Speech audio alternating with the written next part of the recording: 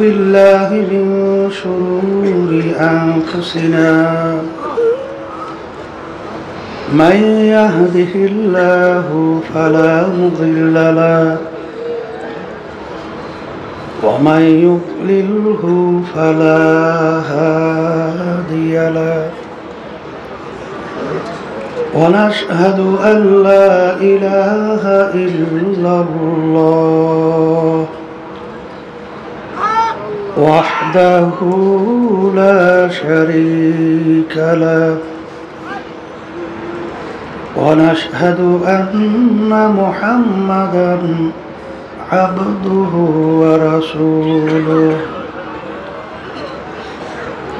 أما بعد فأعوذ بالله من الشيطان الرجيم بسم الله الرحمن الرحيم يا أيها الذين آمنوا صلوا عليه وسلموا تسليما اللهم صل على سيدنا ونبينا شفيعنا وحبيبنا ومولانا محمد صلى الله عليه وعلى آله وأصحابه وبارك وسلم اللهم صل على سيدنا ونبينا شفيعنا وحبيبنا ومولانا محمد صلى الله عليه وعلى آله وأصحابه وبارك وسلم اللهم صل على سيدنا ونبينا وحبيبنا ومولانا محمد صلى الله عليه وعلى آله وأصحابه وبارك وسلم أعوذ بالله من الشيطان الرجيم بسم الله الرحمن الرحيم قل إن صلاتي ونسكي ومحياي ومماتي لله رب العالمين صدق الله العلي العظيم وقال رسول الله صلى الله عليه وسلم إنما الأعمال بالنيات وإنما لامرئ ما نوى فمن كانت هجرته إلى الله ورسوله فهجرته إلى الله ورسوله ومن كانت هجرته إلى الدنيا أو امرأة يتزوجها فهجرته إلى ما هاجر إليه صدق الله العلي العظيم শুকরিয়া আদায় করতেছি মহান রব্বুল আলামিনের দরবারে। রব্বুল আলামিন ফিতনা ফাসাদের যুগ, গত অগ্রহায়ণ মাসের মাহফিলের পরে ফাল্গুনের মাহফিল, আল্লাহ রাব্বুল আলামিন আমাদেরকে আসার তৌফিক দান করছেন। শুকরিয়া তার সবাই বলি আলহামদুলিল্লাহ। গতকালকের শ্রীনগরে আমার ভাই বলতেছিল আমি লঞ্চে থাকবো না, আমি মাঠে যাব। আসার পরে একটু পরেই দুনিয়া থেকে বিদায় হয়ে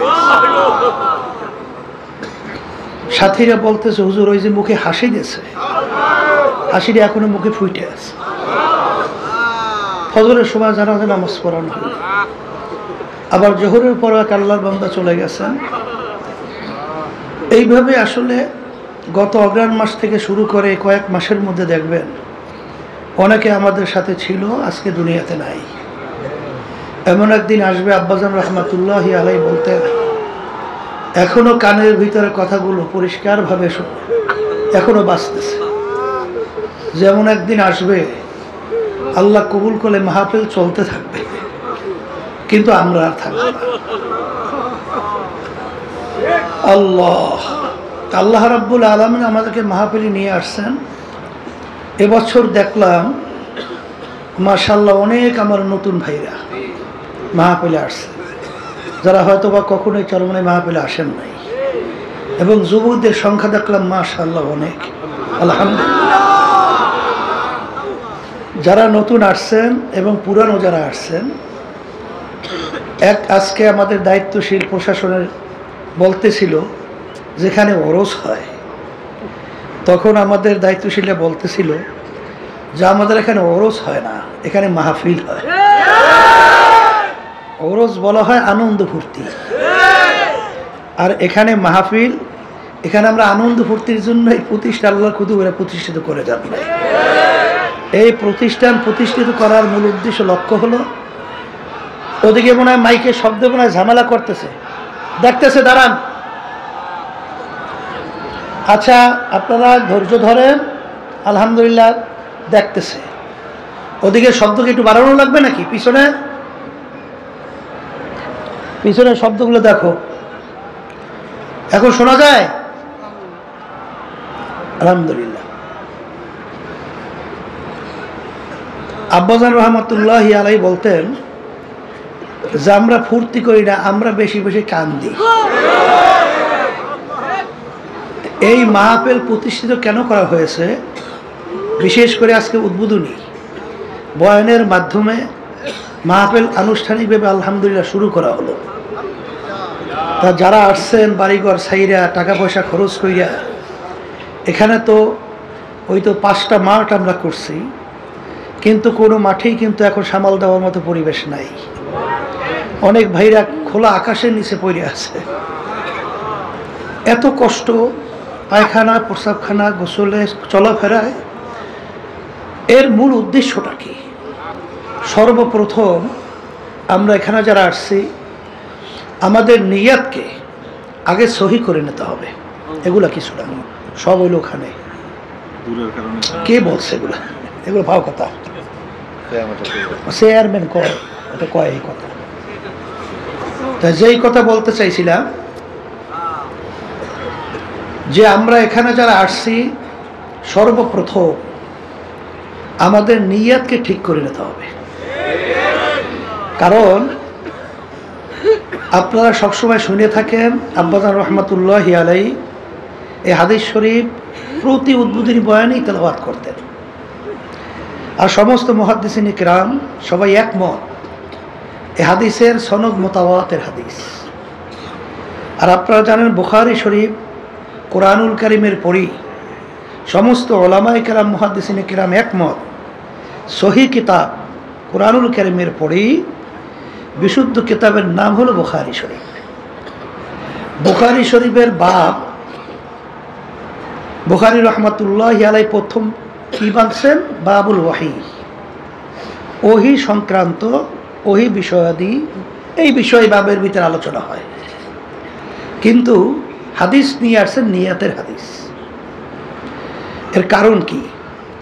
হাদিস পড়বেন, হাদিস পড়াবেন, কোরআনুল কারীম পড়ব, কোরআনুল কারীম পড়াবেন, কিন্তু সর্বপ্রথম আমাদেরকে নিয়াত যদি ঠিক না হয়, তাহলে আমাদের সমস্ত কষ্টটাই বৃথা।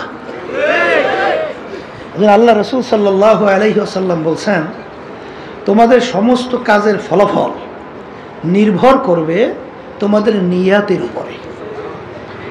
কারণ আল্লাহ রাসূল সাল্লাল্লাহু আলাইহি ওয়াসাল্লাম হিজরতের সময় বলছিলেন, তোমরা যদি কেউ হিজরত এই উদ্দেশ্যে করো আল্লাহ এবং আল্লাহ রসুলকে পাওয়ার জন্য, তাহলে তোমরা আল্লাহ এবং আল্লাহ রসুলকেই পাইয়া যাবা। আর যদি তোমরা হিজরত করো দুনিয়া অথবা কোনো মেয়েকে বিবাহের উদ্দেশ্যে, তাইলে তোমরা দুনিয়া অথবা মেয়েকেই পাবা, কিন্তু আল্লাহ রাব্বুল আলামিনের কাছে এই হিজরতের বিনিময় আর কিছু পাবা না। তা আপনারা বাড়িঘর সবাই ছাইরা এখানে কষ্ট ক্লেশ করে আসছেন। আজকে আমার নতুন বাজানদেরকে বলবো, বিশেষ করে পুরানো যারা আছেন সবাইকে বলবো, যে সর্বপ্রথম আমাদের নিয়াতকে আমরা সহি করে নেব। যা আমার এখানে আসার উদ্দেশ্যটা কি? এখানে উদ্দেশ্য একমাত্র আল্লাহর পথ ভোলা, বান্দাদেরকে আল্লাহর পরিচয় ঘটাইয়া আল্লাহর সঙ্গে সম্পর্ক তৈরি করার উদ্দেশ্যেই কিন্তু এই মাহফিল আল্লাহর কুতুবেরা প্রতিষ্ঠিত করে গেছেন। সবাই বলি আলহামদুলিল্লাহ। চরমনার ইতিহাস তো আপনারা অনেকে শুনছেন, জানেন। তারপর আবার বলতেছি, চরমোনাইটা কিন্তু চতুর্পাশে নদী, একটা দ্বীপের মতো। কিন্তু আজকে চরমোনাই আল্লাহ রাব্বুল আলামিন শুধু বাংলাদেশ নয়, তামাম দুনিয়ার মধ্যে আল্লাহ রাব্বুল আলামিন প্রশংসা সহকারে এর পরিচয় ঘটাইয়া দিয়েছেন। এর পিছনে কোনো কারণ আছে না? এর পিছনে কারণ হলো এই মাটিতে আল্লাহ রাব্বুল আলামিন এমন কিছু তার খাস বান্দাদেরকে আল্লাহ পাঠাইছেন, তাদের ইখলাসের বাদাউলাত এবং তাদের প্রতি আল্লাহর খাস মেহেরবানি রহমতের নজর থাকায় আজকে এই চরমোনাইকে সর্বত্র প্রশংসা সহকারে আল্লাহ রাব্বুল আলামিন পরিচয় করাইয়া দিয়েছে। কথা ঠিক না? সর্বপ্রথম এখানে মক্তব আকারে মাদ্রাসা শুরু করে গেছিলেন আমার আব্বাজানের নানাজান রহমাতুল্লাহি আলাইহি। তার নাম ছিল আহসানুল্লাহ, তার নামই হলো এই মাদ্রাসা আহসানাবাদ। কিন্তু এই মাহফিল আব্বাজানের নানাজান শুরু করে যান নাই, মাহফিল শুরু করে গেছেন আনুষ্ঠানিকভাবে আমার দাদাজান রহমাতুল্লাহি আলাইহি, ইসহাক সাহেব রহমাতুল্লাহি আলাইহি। দাদাজান চলে যাওয়ার পরে এই বাগানের মালি হিসাবে দায়িত্ব পালন করছিলেন আমার আব্বাজান রহমাতুল্লাহি আলাইহি। আজকে কেউ আমাদের মাঝে নাই, আজকে আমাদের মসজিদের সামনে তারা ঘুমায় আছে।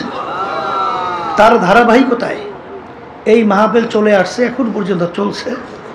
আমরা যারা খাদিমিন আছি আমরাও চেষ্টা করতেছি যে আল্লাহ রাব্বুল আলামিন আমাদেরকে ইখলাস নিয়ে আমাদের শায়েখদের নকশ কদমে এবং পুরা দিনের উপরে থাইকা কার্যক্রম পরিচালনা করার জন্যে আল্লাহর ফজলে চেষ্টা করতেছি। আপনাদের দোয়া এবং সহযোগিতায় আল্লাহ রাব্বুল আলামিন প্রতিষ্ঠান চালাইতেছে। এখন কথা হলো যে আমরা এখানে যারা আসছি অন্যজনের কোনো নিয়াত থেকে থাকে, কারণ দেখা যায় এই বাংলাদেশের ভিতরে অনেক কিন্তু পীর মুরিদি অনেক দরবার আছে। সেখানে যদি আপনি জিজ্ঞাসা করেন ভাই আসছো কেন, তখন বলবে ভাই আমি বড় বিপদ মুসিবতের মধ্যে আছি। দেখি ওখানে অনেক মানুষ জমা হয়, তাদের খেয়াল অনুযায়ী ওখানে অনেক আল্লাহর ওলিরা আছে, তাদের সঙ্গে যাওয়ার পরে তাদের সঙ্গে একসঙ্গে হাত উঠে দোয়া করার পরে হয়তো আমার এই মাকসাদটা পুরো হতে পারে।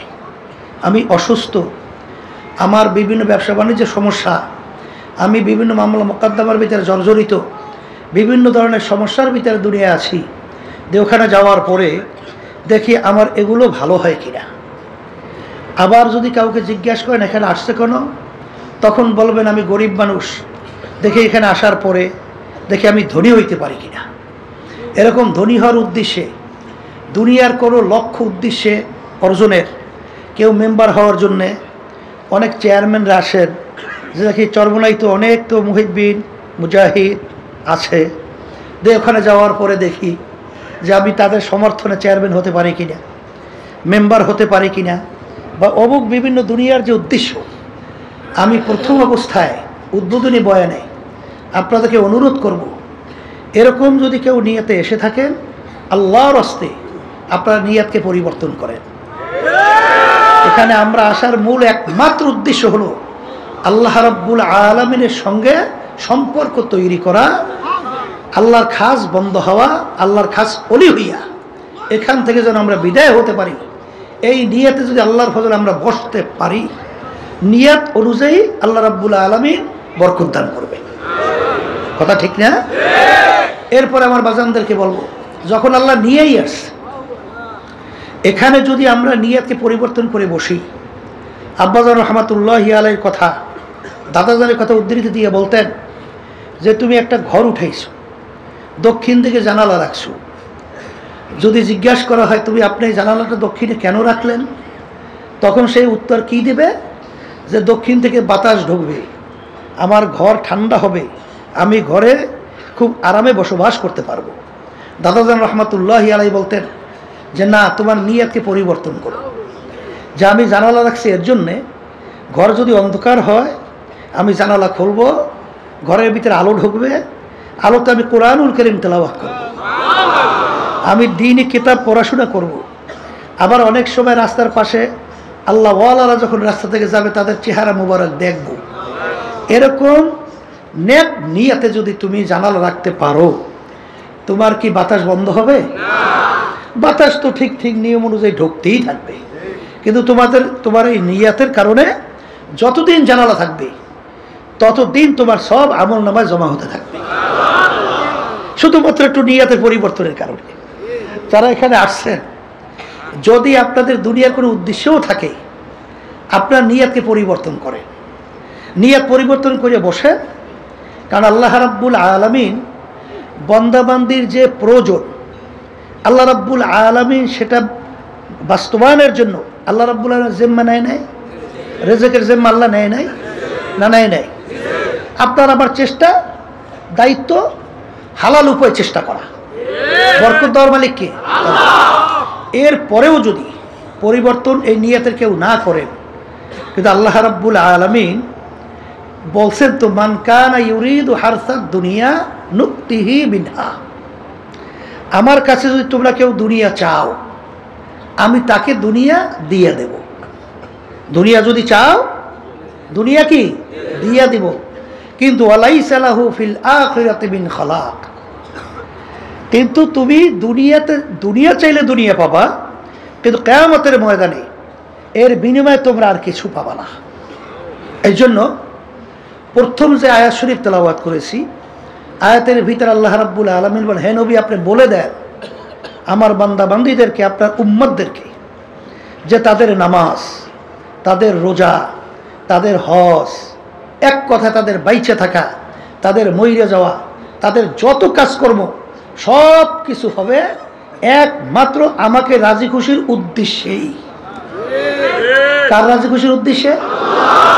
আল্লাহ রাব্বুল আলামিনের রাজি খুশির উদ্দেশ্যে যদি আমাদের নামাজ, রোজা সহ সমস্ত কার্যক্রম হয়, তাইলে সেখানে দেখবেন যে আপনার প্রতিটা পদক্ষেপ, প্রতিটা কথা, প্রতিটা হারাকা সাকানাতের মধ্যে আল্লাহ রাব্বুল আলামিন অন্তরের ভিতরে একটা প্রশান্তি দান করবে। আর দুনিয়ার যত মুআমালাত এবং যাহা কিছু প্রয়োজন আল্লাহ রাব্বুল আলামিন তার জিম্মায় আমাদের জন্য ব্যবস্থা করবেন।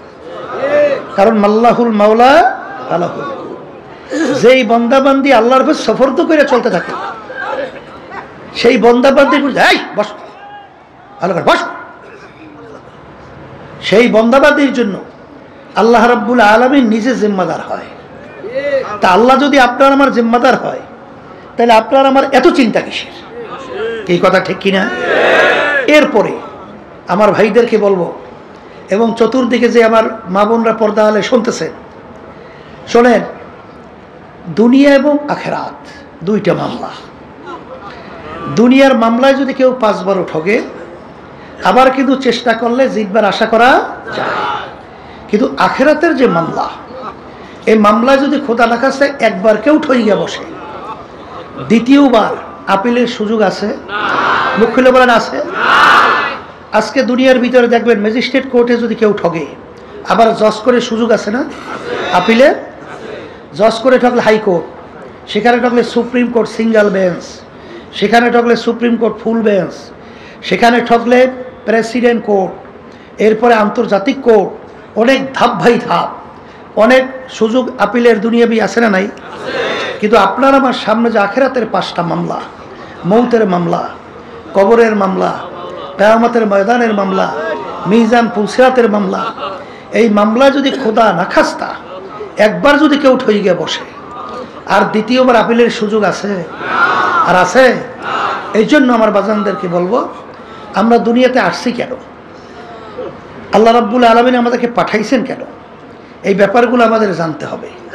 আল্লাহ রাব্বুল আলামিন বলেন, ওয়ালাকাদ কাররামনা বানি আদম, যত মাখলুকাত আমি সৃষ্টি করেছি এর ভিতরে সর্বশ্রেষ্ঠ সম্মানিত করে আমি মানুষকে সৃষ্টি করেছি। সবাই বলি আলহামদুলিল্লাহ।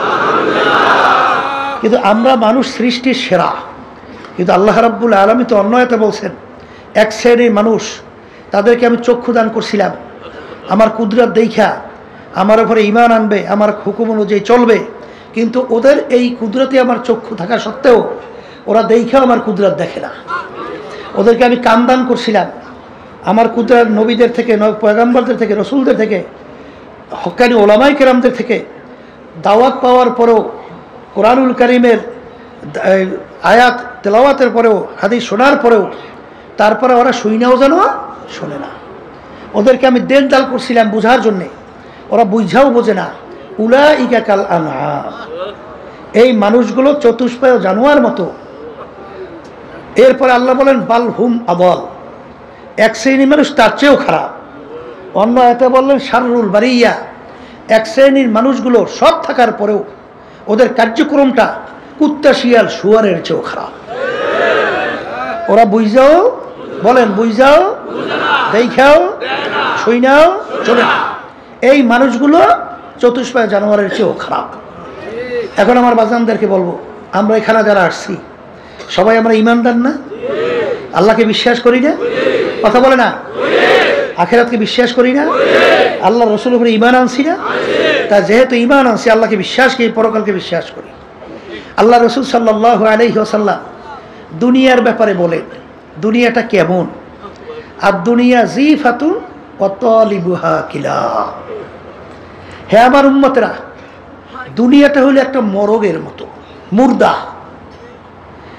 এর পিছনে যারা পড়বে এরা হইল দুনিয়ার কুকুরের দল। যেমন পানির ভিতর থেকে মরগ ভাসে, ওর পিছনে কোনো মানুষের দল দৌড়ায়? ওর পিছনে কুকুরের দল দৌড়ায়। কখন মরগ নদীর কিনারে আসবে আর সেইরা ভাইরা খাবে। ঠিক দুনিয়াটা হলো একটা মরগের মতো, এর পিছনে যারা পড়বে আখিরাতের স্থায়ী জিন্দেগি যারা ধ্বংস করবে তারা হলো দুনিয়ার কুকুরের দলের মতো। এইটা হলো আল্লাহ রসুলের কথা। তাহলে ইমানদার দুনিয়া সম্পর্কে আমাদের এই আস্থা বিশ্বাস এইভাবে জন্মাতে হবে। কথা বলেন, কথা ঠিক কিনা? অন্য রায়াতের ভিতরে আসছে আল্লাহ রসুল সাল্লাল্লাহু আলাইহি ওয়াসাল্লাম বলেন, দুনিয়া এবং দুনিয়ার ভিতরে যত সম্পদ, হ্যাঁ মাসালু বাউদাতে, যে একটা মাছি বা মশার পাখনার মতো যদি হইতো, একটা মাছি বা মশার পাখনা এর মতো যদি হইতো দুনিয়া এবং দুনিয়ার ভিতরে যত সম্পদ, আল্লাহ রাব্বুল আলামিন কোনো ফাসিক, কোনো নাফরমান, কোনো নাস্তিক, কোনো কাফেরদেরকে আল্লাহর নেয়ামত এক ঢোক পানিও আল্লাহ পান করতে দিতেন না। কারণ মশা মাছি হাজার হাজার লক্ষ লক্ষ পাখনা আপনি একত্রিত করিয়া যদি আপনি বাজারে বিক্রিতে নেন, কয় টাকায় বিক্রি হয়? কোনো মূল্য আছে? এর কোনো মূল্য নাই।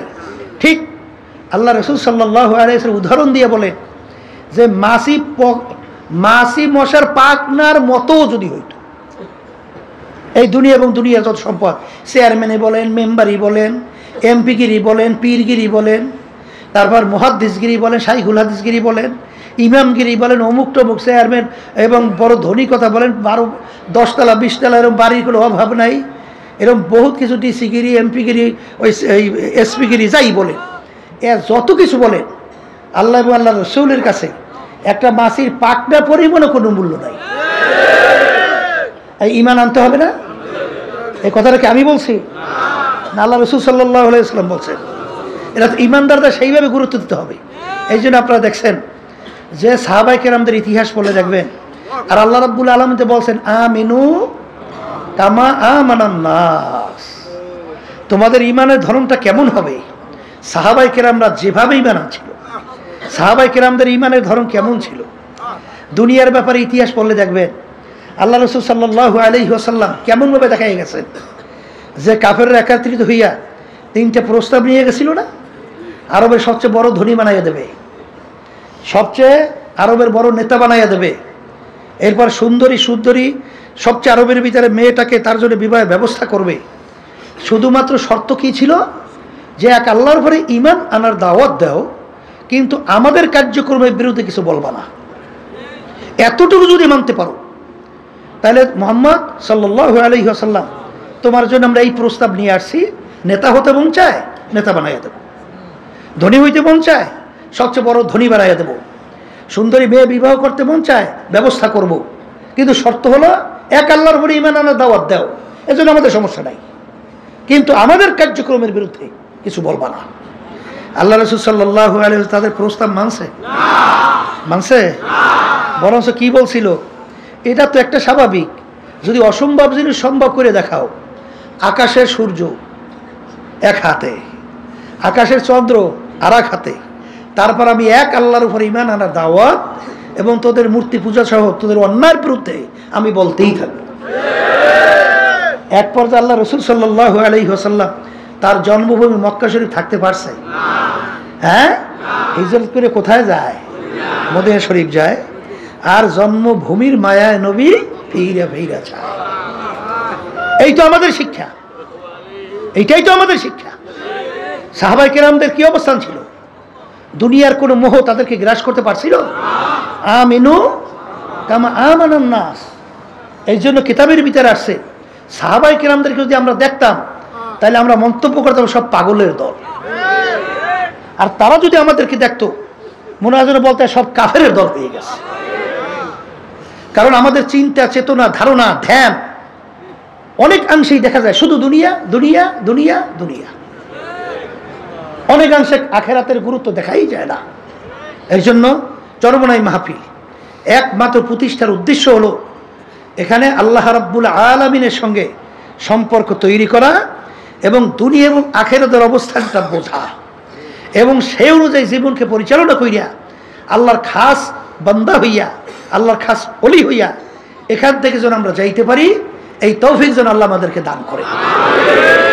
এখন আমার ভাইদেরকে বলবো, যারা শুনতেছেন, যারা নাকি দুনিয়ার পাগল হইছেন, যারা দুনিয়ার পাগল হইছেন, মাঝে মধ্যে একটু মোরাকাবা করা লাগে না? একটু চিন্তা করা লাগে না? আসতে কয় চিন্তা করা লাগে না? লাগে না?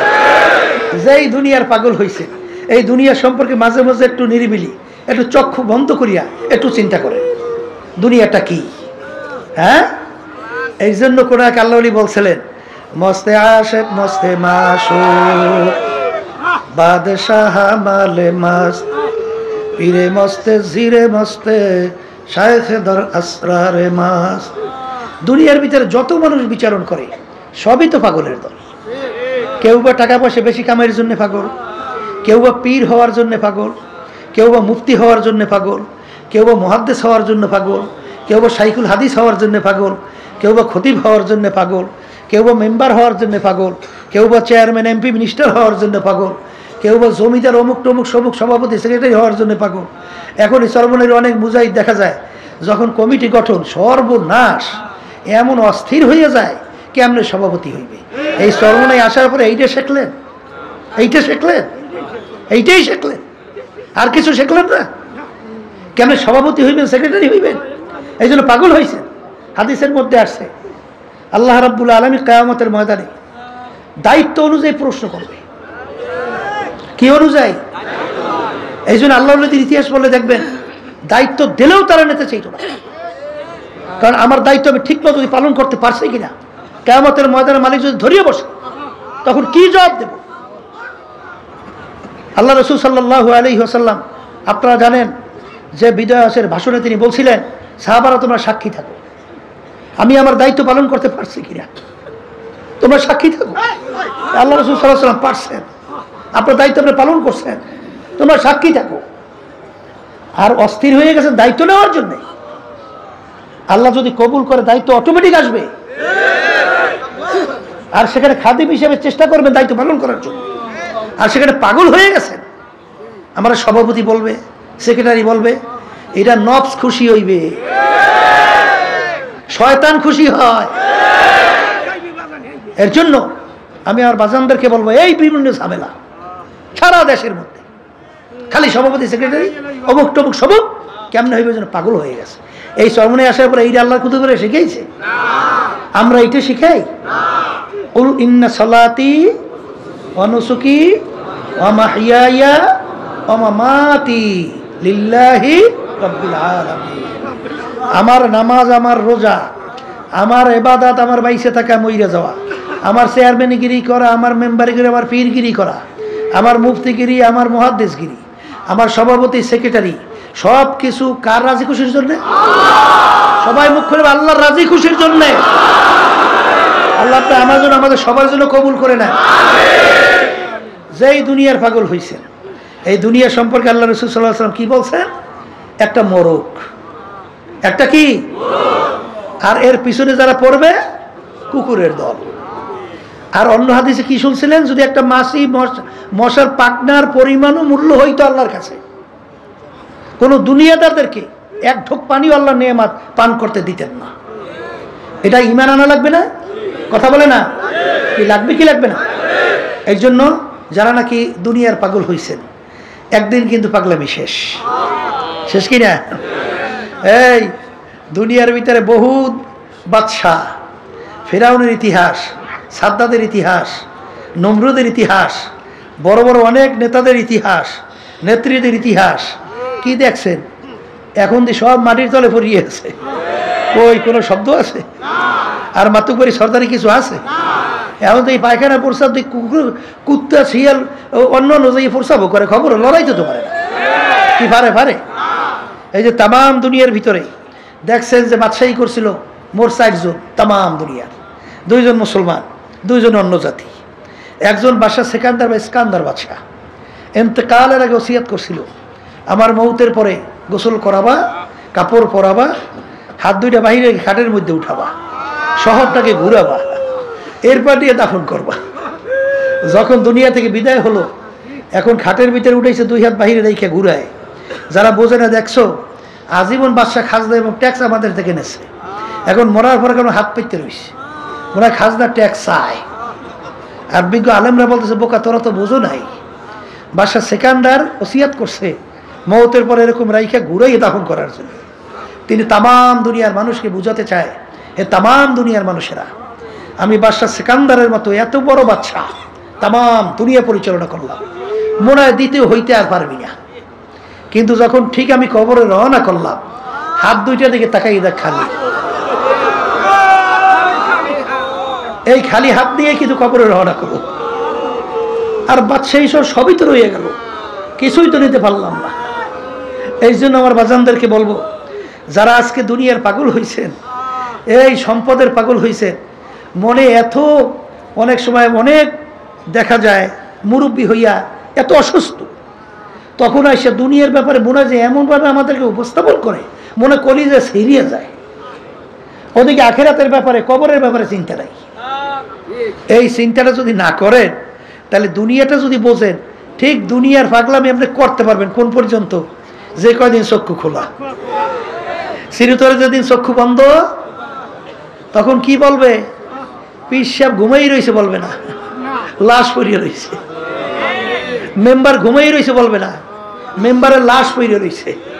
চেয়ারম্যান ঘুমাই আছে বলবে না, চেয়ারম্যানের লাশ পড়িয়ে আছে। অমুকে ঘুমাই আছে বলবে না, লাশ পড়িয়ে আছে। এখন দেখেন, একটা মশা মাছিও তাড়ানোর শক্তি আপনার আছে? আর পারবেন?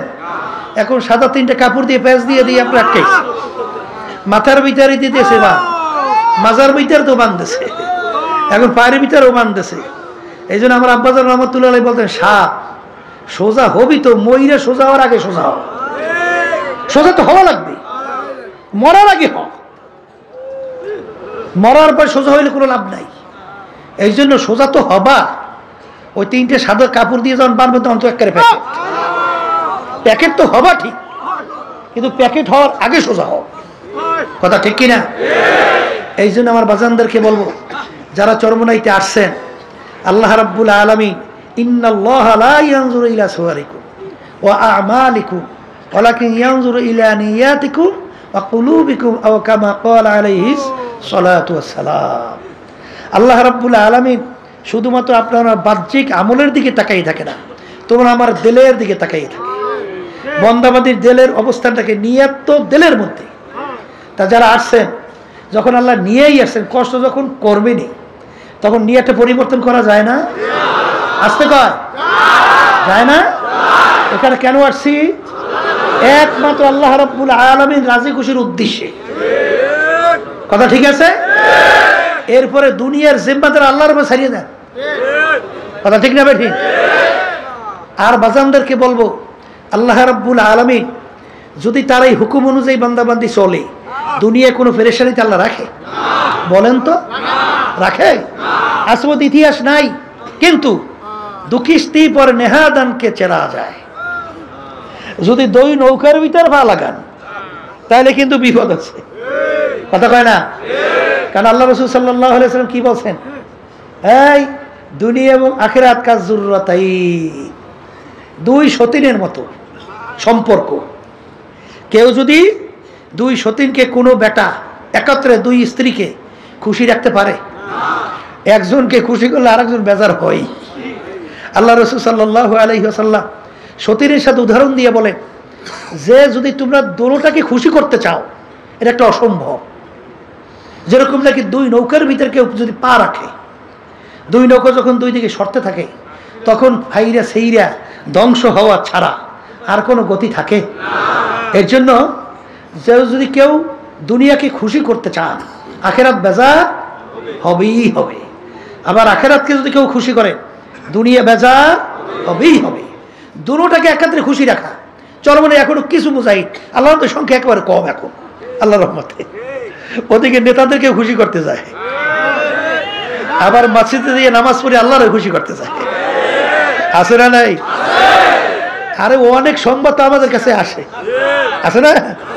যায় নামাজ পড়তে, রুকুতে যায়, সেজদায় যায়, সুবহান রাব্বিয়াল আলা কইয়া তাসবিহ আদায় করিয়া মালিককে খুশি করার জন্য সেজদায় পড়ে। ওদিকে আবার নামাজ পড়ে বাইরে নেই মেয়ে, এখন আবার নেতা এবং দুনিয়ামুখী যে মাতুব্বা, এদেরকে খুশি করার জন্য চেষ্টা করে। হাদিসের মধ্যে পরিষ্কার আসছে, ফাসিকদের যখন কোনো প্রশংসা করা হয়, আল্লাহ রাব্বুল আলামিনের আরশ থরথর করে কাঁপতে থাকে। এক সারি বর্তমানে বেরোইছে, ফাসিকদের প্রশংসা এমন ভাবে শুরু করে মনে হয় যেন এখন মাত্র আল্লাহর ওলি নাজেল হয়েছে। নাউযুবিল্লাহ, আল্লাহর আরশ কাঁপতে থাকে থরথর করে, আল্লাহ সহ্য করে না। এই জন্য আমি আমার বাজানদেরকে বলবো, তুমি আল্লাহকে রাজি খুশির উদ্দেশ্যে কাজ করো, দেখবা সব আল্লাহ রাব্বুল আলামিন তোমার প্রতি আন্তরিকতা আল্লাহর পক্ষ থেকে তৈরি করো। কথা ঠিক কিনা? হাদিসের মধ্যে কি আসছে?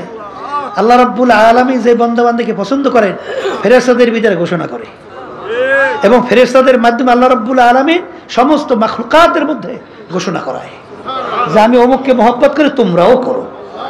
তার বাস্তবতা দেখছি। আল্লাহ কুতুব ফজলুল করিম রাহমাতুল্লাহি আলাইহি আল্লাহর কুতুবের ইতিহাস শোনেন, পড়লে দেখবেন যে কিভাবে আল্লাহ রাব্বুল আলামিন তাদের অন্তরের ভিতরে মহব্বত পয়দা করে। এটা আপনার আমার কিছু নাই। এর জন্য আমার ভাইদেরকে বলবো, নতুন বাজানরা যারা আসছেন, যখন আল্লাহ নিয়েই আসছেন, নিয়াতকে পরিবর্তন করা যায় না? যায় যায়? কোনো সমস্যা? হ্যাঁ, তার নিয়াতকে পরিবর্তন করে বসেন। যদি বসতে পারে তা আল্লাহ রাব্বুল আলামিন ওয়াল্লাযীনা জাহাদু ফীনা লানাহদিয়ান্নাহুম সুবুলানা ওয়া ইন্নাল্লাহা লামাআল মুহসিনিন।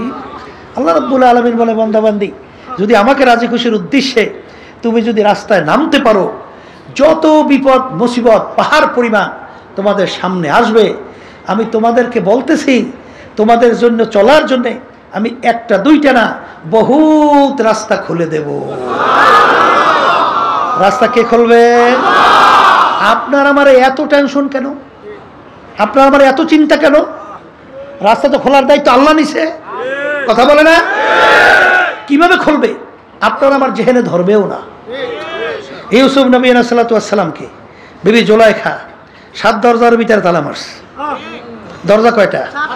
তালাও বেরোর দুনিয়া দিক থেকে যুক্তি আছে, কিন্তু ইউসুফ আলাইহিস সালাতু ওয়াস সালাম এই চিন্তা করছে যে আমি কিভাবে বের হব, কিভাবে বের হব। আল্লাহর উপর তাওয়াক্কুল করে দৌড় মারছে। দৌড় মারার সঙ্গে সঙ্গে আল্লাহ রাব্বুল আলামিন 7টা দরজার ভিতরে তালা টাস টাস করে খুলে দিয়েছে। এটা জেহেনে ধরছে? বেরেনে ধরছে? কোনো যুক্তি আছে? যুক্তি ছাড়া আল্লাহ রাব্বুল আলামিন রাস্তা খোলে। কথা ঠিক না? মুসা আলাইহিস সালাতু ওয়াস সালাম ফিরাউন যখন তার দলবল নিয়ে দৌড়িয়ে আসছে, নীল নদীর পারে যাই আর পার হইবি কেমনে?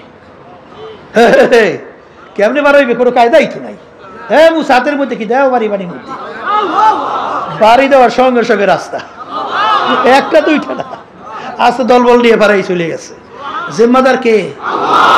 তা আল্লাহ তাওয়াক্কুল করতে পারি না? পারি না? পারি না? এত পেরেশান হয়েছেন কেন? এত পেরেশান হইলে যে পাগলামি দুনিয়ার জন্য করে, একটু মাঝে মাঝে মোরাকাবা করতে থাকতে হবে। নিরিবিলি করলেই দেখবেন আপনার কাছে প্রশ্নের উত্তর আসবে। সব ফাঁকি আর ফাঁকি, জোরে বলেন কথা ঠিক কিনা? কিয়ামতের ময়দান একজন আরেকজনকে প্রশ্ন করবে, ভাই কামলা বিছনা, আমরা দুনিয়ার ভিতরে কতদিন ছিলাম? একজনে উত্তর দেবে, লাবিসনা ইয়াওমান আও বা'দা ইয়াওম, একদিন অথবা একদিনে কিছু অংশ মনে হয় ছিলাম। আর একজনে বলবে, না না, যারা হিসাব রাখছে তারাই বলতে পারবে। ফাসআলিল আদি, আমার তো মনে হয় ঘরের এক দরজার থেকে ঢুকছিলাম, অন্য দরওয়াজা থেকে বের হয়ে আসলাম, ঢুকলাম বের হইলাম, এতটুকু তো আমার কাছে দুনিয়ার মনে হইল। এই আল্লাহর বান্দারা, পর্দা আলে মা বোনেরা, একটু মাঝে মাঝে একটু মুরাকাবা না করলে সে মানুষের মধ্যেই পড়ে না। কারণ আসলে আমরা দুনিয়াতে কেন আসলাম, আল্লাহ আমাদেরকে কেন পাঠাইলেন, আমরা ছিলাম কোথায়, আছি কোথায়? এই বসাই দাঁড়াও, তোমরা কি করো, যারা সবাই বসাই দিয়ে, আমরা ছিলাম কোথায়, আছি কোথায়, রওনা করব কোথায়? দুনিয়া কিন্তু ক্ষণস্থায়ী, দুনিয়া দেখতে না দেখতে শেষ হয়ে যায়। আর আখিরাতের জিন্দেগি শুরু হবে,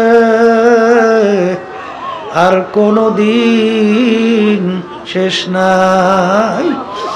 বাজান সবসময় মনকে বুঝাইয়েন যে আল্লাহ রাসূল সাল্লাল্লাহু আলাইহি ওয়াসাল্লাম দুনিয়া সম্পর্কে বলছেন, আলী তুমি দুনিয়ার তোমার হায়াতকে কি কেমন তুমি মনে করো, কত দূরে কেমন নিকট তুমি মনে করো?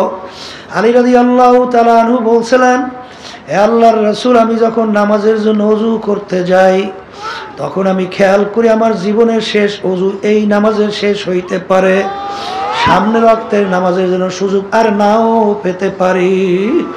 আল্লাহ রাসূল সাল্লাল্লাহু আলাইহি ওয়াসাল্লাম বলেন, আলী তুমি তো ভুল করছো এক নামাজ থেকে অন্য নামাজ আসতে, মাঝখানে অনেক সময়ের ব্যবধান। আলী মৃত্যু তো এত দূরে না। বাজার লঞ্চের থেকে আল্লাহর বান্দা নামতেছিল, আমি মাঠের ভিতরে যাব, মাঠের ভিতরে আসতে না আসতে এরপরে আসতে ঢইলা পড়লো, চিন্তাও করতে পারে না আর বাড়ি জ্যান্ত অবস্থায় যাইতে পারবে না। আখারে আলী, তুমি যখন নামাজের ভিতরে ডান দিকে সালাম ফিরাও তখন তুমি খেয়াল করো বাম দিকে সালাম ফিরাতে পারে কিনা। এই হইল দুনিয়া।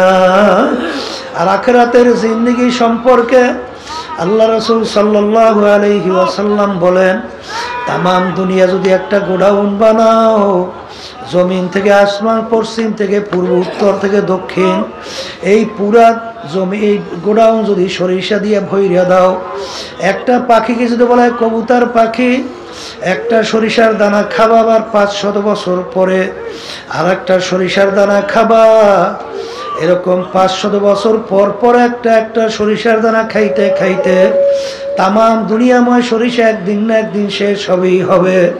কিন্তু আল্লাহ রাসূল সাল্লাল্লাহু আলাইহি ওয়াসাল্লাম বলেন, আখিরাতের জিন্দেগি শুরু, আর কোনো দিন শেষ হবে না। হে দুনিয়াদার পাগল আমার বাবারা, হে পীর মুফতি মুহাদ্দিস আমার বাবারা, হে এমপি মিনিস্টার চেয়ারম্যান বড় ধনী আমার বাবারা, হে সভাপতি সেক্রেটারি আমার বাবারা, দুনিয়া কিন্তু শান্তির জায়গা না। আর দুনিয়া দারুল মেহনে ওয়াল বালা, দুনিয়াটা হলো কষ্ট ক্লেশের জায়গা, বালা মুসিবতের জায়গা। এই ঠান্ডা, এই গরম, এই রোগ ব্যাধির কোনো শেষ নাই, শত্রু মিত্রুর কোনো অভাব নাই। এই ছেলে কথা শোনে না, মেয়েরা কথা মানে না, স্ত্রী কথা শোনে না, স্বামীরা কথা শোনে না। বাজান রোগ ব্যাধির কোনো শেষ নাই, শত্রু মিত্রুর কোনো শেষ নাই। এরকম করতে করতে করতে করতে একটু আয়নার সামনে চেহারার দিকে তাকাও, দেখো কাঁচা দাড়িগুলা পাইকা সাদা হয়ে গেল, দাঁতগুলা পইরা গেল। আহারে, আগে ল্যাংটা হইয়া দৌড়াদৌড়ি করলাম, এখন লোকজনে বলে বুড়া মেয়া। আখারে মুরব্বী আসছে, অনেক সময় নামাজের কাতারে পিছনে দাঁড় হইলে আপনি মুরব্বী মানুষ কেন পিছনে তার হয়েছেন, সামনে আসেন। বাজানটাই না সামনে দিয়ে দেয়। দুনিয়া এবং আখিরাতের ব্যাপার যদি একবার তোমার আমার দিলের ভিতরে বইসা যায় বাজান, তখন তুমি দেখবা দুনিয়া যদি সব তোমার আমার পায়ের উপরে ফেলাইয়া রাখা হয়, দেখবা আল্লাহর ফজল ও করমে ওই দুনিয়ার প্রতি তোমার আমার একটু মন দের চলবে না। এই জন্য আল্লাহর ওলিদের ইতিহাস পড়লে দেখবেন, সাহাবায়ে কেরামদের ইতিহাস পড়লে দেখবেন, আল্লাহ নবী সাল্লাল্লাহু আলাইহি ওয়াসাল্লাম বলে, আর দুনিয়া জিফাতু ওয়া তালিবুহা কিলাব। হে আমার উম্মতেরা, দুনিয়ার একটা মরক, এর পিছনে যারা পড়বে আখিরাতের স্থায়ী জিন্দেগি ধ্বংস করবে, তারা হইল কুকুরের দল। এ আল্লাহর বান্দারা, পর্দা আলে মা বোনেরা, এত প্রেশান কি দরকার? যদি আমার মালিকের উপরে তাওয়াক্কুলের মতো তাওয়াক্কুল করতে পারো, আমার মাওলাই বান্দা বান্দির জন্য যথেষ্ট হইয়া যাবে। আল্লাহর বান্দারা, পর্দালে মা বোনেরা, আমার মালিক তোমাকে আমাকে চরমনাইয়ের ময়দানে নিয়ে আসছেন। বাজান ধীর স্থির ভাবে বসো। উদউনি আস্তাজিব লাকুম। আমার মালিক বলে, বান্দা বান্দি তুই আমাকে ডাক, তুই আমাকে ডাক দেতে দেরি, তোর ডাকে সাড়া দিতে আমি দেরি করব। আল্লাহ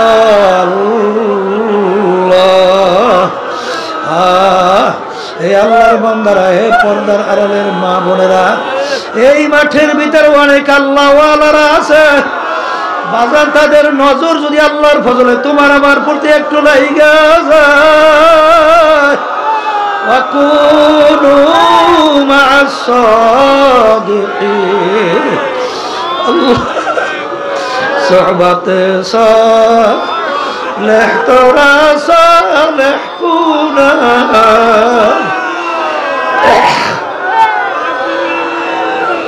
সোহবতে তালেহ তোরা তালেহ কুনা। এক জামানা সোহবতে বা আউলিয়া, বেহতরা সাদ সালে তাআত বেরিয়া। গেলে খুলব এদার হাম্মামে রোজ, রসিদাল দাস্তে মাহবুব বাদস্তান। সৎসঙ্গে সর্ববাস, অসৎসঙ্গে সর্বনাশ। অনেক প্রমাণ এই মাঠের মধ্যে আছে। আমার কাছে বলতেছিল, আমার দিলটা পাথরের চেয়েও শক্ত, আরে চোখে পানি আসা তো দূরের কথা, কিন্তু চরমনাইয়ের ময়দানে আসার পরে আরে আল্লাহর বান্দারা যখন নাকি হালাতে বুলবা অবস্থায় দৌড় মারল, আজকে আমার শরীরের সঙ্গে একটা কারেন্টের মতো সব লাগাইয়া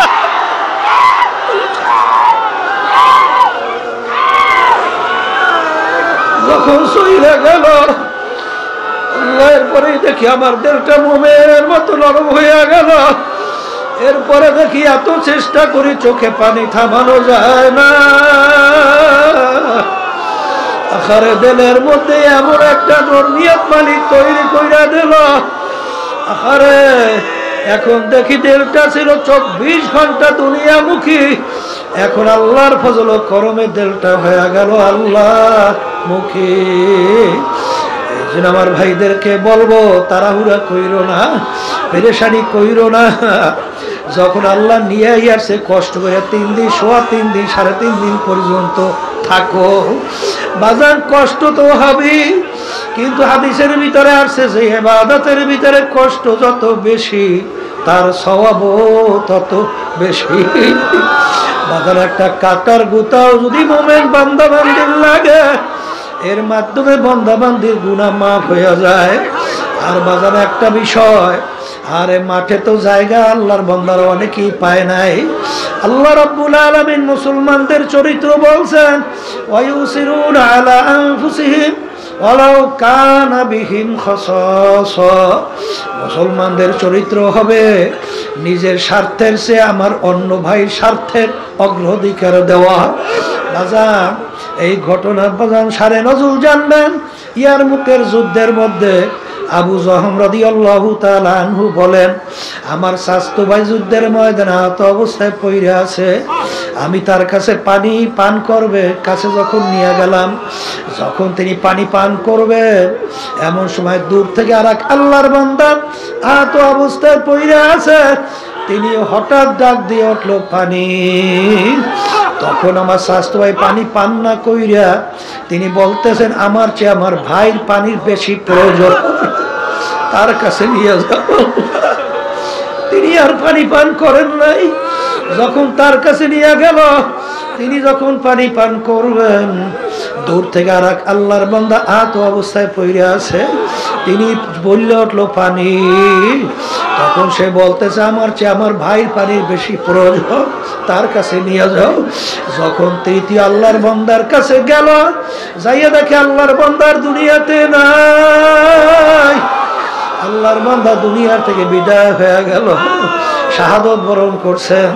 দৌড়ে দ্বিতীয় আল্লাহর বান্দার কাছে আসলো, দেখে তিনিও দুনিয়ার মধ্যে নাই। দৌড়ে আসলো চাচতো ভাইয়ের কাছে, আইসা দেখে তিনিও দুনিয়াতে নাই, তিনিও শাহাদত বরণ করছেন। ইন্তেকালের আগে পানির কত প্রয়োজন, তারপরও নিজের চেয়ে তার ভাইয়ের স্বার্থের অগ্রাধিকার দেওয়া, এইটা হলো মুসলমানদের চরিত্র।